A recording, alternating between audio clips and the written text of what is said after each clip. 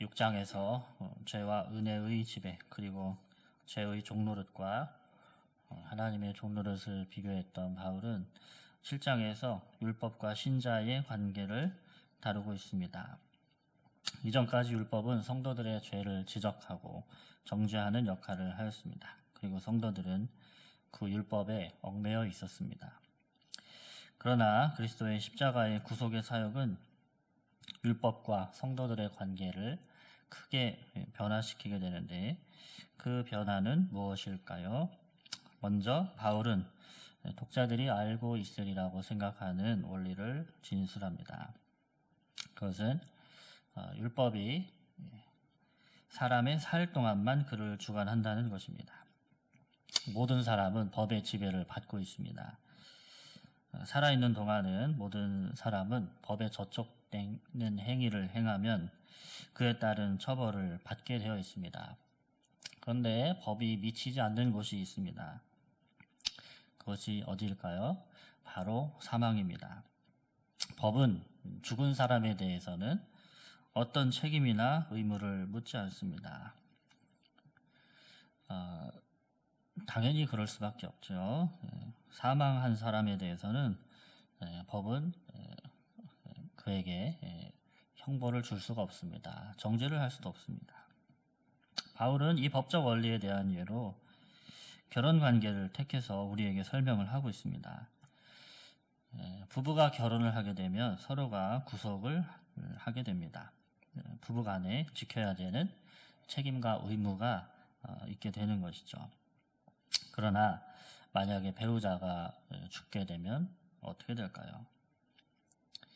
동고동락하던 남편이 죽었습니다. 그래서 아내가 혼자가 되었다고 생각을 해봅시다. 이 홀로 된 여인이 나중에 다른 좋은 남자를 만나서 재혼을 했습니다. 거기에 대해서 뭐라고 할 사람이 있을까요? 그것이 뭐 잘못된 일이다 라고 할 수 있습니까? 그럴 수 없습니다. 오히려 거기에 대해서 지적을 하는 사람이 이상한 사람인 것이죠.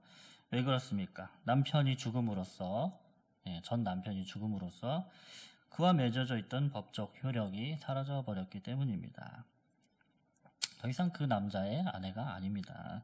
그래서 법을 적용할 대상이 사라져 버렸는데 그 죽은 남편에게 매여 있을 필요가 없는 것이죠. 그래서 남편의 죽음은 이 여인에게 매여 있던 그 남편과의 법적인 의무를 풀어버린 것이고 이제 다른 사람과 또 새로운 인생을 살 수 있도록 자유를 주는 것입니다. 바울은 2, 3절에서 그것을 이야기하고 있습니다. 죽음은 우리로 하여금 법의 지배를 벗어나게 한다는 것입니다. 율법은 마치 전 남편처럼 우리가 살아있는 동안에 우리를 주관합니다. 우리는 이전에는 율법과 결혼한 상태였기 때문에 율법의 권세 아래에서 율법의 매인 삶을 살아갔다는 것입니다. 그러나 배우자가 죽으면 그 법적 의무가 사라지는 것처럼 죽음이 우리와 율법이라고 하는 이 남편 사이의 법적 얽매임을 끊어버렸습니다. 그럼 누가 죽은 것입니까? 우리가 죽었다는 것입니다. 그럼 우리는 어떻게 죽은 것입니까? 바로 4절에 그리스도의 몸으로 말미암아 율법에 대하여 죽임을 당하였나니 예수 그리스도께서 십자가에서 율법에 의해 정죄를 받으시고 죄인 대신 죄의 형벌을 받아 죽으셨습니다. 이것이 바로 율법에 대해서 죽었다라고 하는 말씀의 의미인 것입니다. 그분이 우리 대신 율법에 대하여 정죄를 받으시고 죄의 형벌을 받으신 것, 그것이 바로 율법에 대하여 죽었다는 것입니다. 그분은 죽으셨을 뿐만 아니라 부활하셨죠. 그 죽으심과 부활에 우리들이 연합하고 동참하였기 때문에 그분의 죽음이 우리의 죽음인 것이고 그분의 부활이 바로 우리의 부활인 것입니다. 자, 그래서 4절 하반절에 다른 이 곧 죽은 자 가운데서 살아나신 이에게 가서라고 말씀하는데 이제 우리는 전 남편인 율법에 과의 이 법적인 의무에서 벗어나서 새로운 남편 예수님께 가서 결혼한 몸이 된 것입니다. 자, 그럼 하나님께서 우리가 율법에서 벗어나서 예수님과 결혼하게 만든 목적을 뭐라고 합니까? 4절 하반절에 보면은 하나님을 위하여 열매 맺는 삶을 살도록 하기 위한 것이다 라는 이 목적이 있다는 것이죠. 그래서 우리는 행복한 결혼 관계를 예수님과 할 수 있다는 것입니다. 예수님이 원하는 열매 맺는 삶을 예수님과의 이 결혼 관계 안에서 하는 것이죠. 결혼 관계를 행복하게 하기 위해서는 어떻게 해야 됩니까?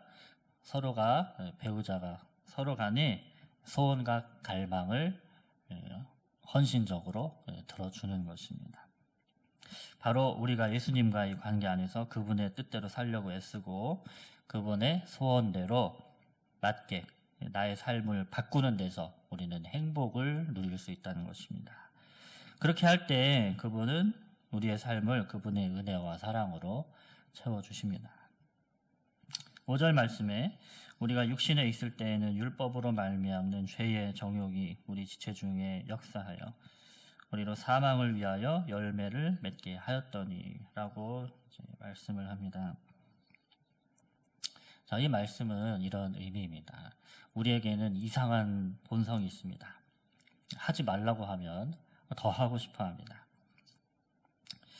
그런데 이 죄가 우리에게 율법을 가지고 부추긴다는 것입니다. 이를테면 이렇게 꿰는 것입니다. 거짓말하지 말라는 계명이 있는데 네가 지금 상황이 곤란하잖아. 거짓말 한번 하면 쉽게 넘어갈 수 있는 상황인데 급한 불 끄려면 한번 거짓말 해봐. 괜찮을 거야. 별일 없을 거야. 하나님은 왜 거짓말하지 말라고 그런지 모르겠네. 살다 보면 그럴 수도 있는 건데. 그러면서 거짓말하지 말라고 하는 거짓 증거하지 말라고 하는 그 계명을 가지고 자꾸 충동질을 해서 그것을 어기라고 이제 하는 것이죠. 네, 그런 식으로 죄가 충동질을 하는 것입니다. 근데 여기에 걸려 넘어지면 죄에 질질 끌려다닐 수 있는데 이것이 바로 5절에서 이야기하는 율법으로 말미암는 죄의 정욕인 것입니다. 네, 말씀이 좀 의아하게 보일 수 있는데 율법으로 말미암는 죄의 정욕이라는 것입니다. 이 죄의 정욕이 율법으로부터 비롯했다는 것처럼 보이는데 사실은 이것은 율법에 대한 반항심으로 죄를 지으려는 욕망이라는 것입니다. 자, 그러나 6절에서 이제는 우리가 얽매였던 것에서 죽었고 율법에서 벗어났으니 영의 새로운 것으로 섬길 것이다 라고 말하고 있습니다. 자, 영의 새로운 것이라는 것은 예레미야 선지자가 예언을 받아 얘기했던 마음에 새겨진 법을 말합니다. 즉 성령님을 의미하는 것입니다.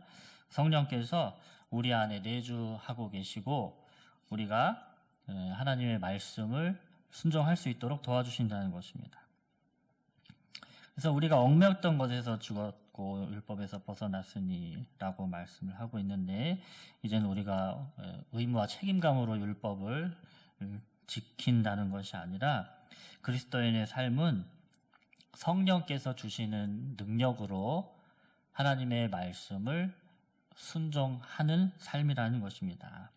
성령님은 우리에게 영적인 감각을 주십니다. 하나님이 나에게 무엇을 원하시는지, 하나님이 기뻐하시는 일이 무엇인지 알게 하시고 그것에 순종할 능력을 주는 것이죠. 그럼으로써 우리가 성령님의 능력을 받아서 하나님의 말씀에 순종하고 하나님을 섬기는 삶으로 이제 변화된다는 것입니다. 구원받은 사람의 삶은 그렇습니다. 자, 이제는 모든 일이 남편이신 예수 그리스도를 사랑하고 그분의 뜻에 순종하려는 그분을 사랑하는 관계에서 이루어지는 것입니다. 남편의 말을 듣지 않으면 남편에 의해서 심판을 당하기 때문에 그것이 두려워서 순종을 하는 것이 아니라 그분과의 사랑의 관계에서 살아가는 것이고 그 남편의 말씀에 순종하며 살아가는 힘은 어거지로 내가 의무와 책임감을 가지고 하는 것이 아니라 성령께서 그분의 뜻대로 살아갈 수 있도록 도와주신다는 것이죠. 그래서 내가 이제 해야 할 일은 신랑이신 예수님과 좋은 관계를 맺는 일에 집중을 하는 것입니다. 뭔가 자꾸 잘 보려고 하는 김상궁 같은 그런 부인이 아니라 그분과 친밀한 사랑의 관계를 맺으면 그분의 성령이 우리를 감화 감동하셔서 변화시키시고 그분의 뜻 아래서 살게 하시는 것입니다. 자, 이렇게 율법으로부터 자유를 얻고 그리고 새로운 삶을 사는 비결에 대해서 서술을 한 후에 바울은 율법의 기능에 대해서 말을 합니다. 그것은 두 가지인데 첫 번째로 율법은 죄를 드러내고 둘째로 죄가 무엇인지 정의하는 것입니다. 바울은 이것을 자신의 경험을 들어서 설명합니다. 바울의 경우 아마 바리새인이었기 때문에 겉으로 드러나는 행위는 굉장히 잘 지켰던 것 같습니다. 남에게 뭐 해코지를 한다, 뭐 기독교인을 박해하긴 했지만은 그 교리상 본인이 그것이 옳다고 아마 여겼던 것 같고, 남의 물건을 뭐 탈취한다든지, 뭐 폭력을 행한다든지, 그런 행동은 아마 하지 않으면서 잘 지켰던 것 같습니다. 그래서 회심하기 전에 바울은 죄의 본질이 무엇인지 정확히 몰랐습니다. 단지 외적인 규범을 잘 지키는 것이 그 하나님의 말씀을 율법을 잘 지킨 거라고 생각을 했고, 또 그 규율을 잘 지키는 것이 죄를 짓지 않는 것이라고 생각을 했던 것입니다. 근데 그가 10번째 계명 탐내지 말라라는 계명을 다시 보고 이것을 진정으로 깨닫게 되었을 때에 죄가 무엇인지 깨닫게 된 것입니다. 그것은 바로 탐심이었습니다. 탐심이라고 하는 죄는 사도 바울이 생각하지 못했던 죄였던 것입니다. 왜냐하면 탐심은 어떻습니까? 밖으로 드러납니까? 드러나지 않는 것으로 출발하는 죄입니다. 탐심을 가지고 있다고 해서 그 바깥으로 보이진 않습니다. 내적인 일입니다. 곧 내면에서 벌어지는 욕망, 충동, 유욕을 말합니다. 근데 바울은 자신이 겉으로 하는 행동은 잘 지켰기 때문에 자신이 의인인 줄 착각하고 있었지만 이 탐욕을 금지하는 계명을 다시 묵상하면서 자신의 마음의 부패성까지 인식하지 못했고 이 마음까지 지키지 못하고 있음을 깨달은 것입니다. 그런데 그 죄를 어떻게 깨달았습니까?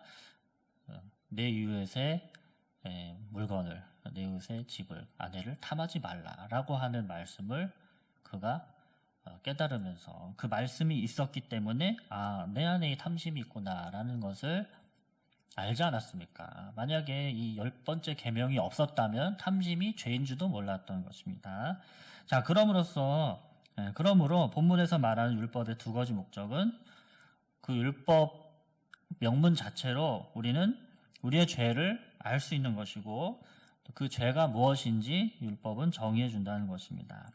자, 그렇게 함으로써 율법은 우리를 죄인으로 정죄하는 기능이 있습니다. 그렇지만 그것은 최종적인 목표가 아니고 율법의 최종적인 목표는 죄를 정의해주고 우리로 하여금 죄를 깨닫게 해주고 그렇게 함으로써 우리에게 구원이 필요하다는 것을 보여주는 것이죠. 그래서 율법은 의인을 위해서가 아니라 죄인을 위해서 주어지는 것입니다. 율법이 있기 때문에 우리가 하나님의 은혜에 대한 필요를 느끼고 내가 누구인지 깨닫고 그것을 하나님의 은혜를 받기 위해서는 이 율법을 통해서만 나의 죄인됨을 알 수 있기 때문입니다. 결국 바울은 인간을 사망에 처하게 하는 것은 율법이 아니라 율법을 오용하는 죄가 범인이라고 단언을 합니다.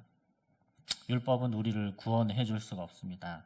종교개혁자 루터는 율법으로 구원을 얻어보려는 시도를 했었습니다. 로마의 라테라노 성당의 빌라도 계단을 무릎에 피가 나도록 주기도문을 외우면서 기어서 올라가도 그 안에 있는 죄책감을 지울 수가 없었습니다.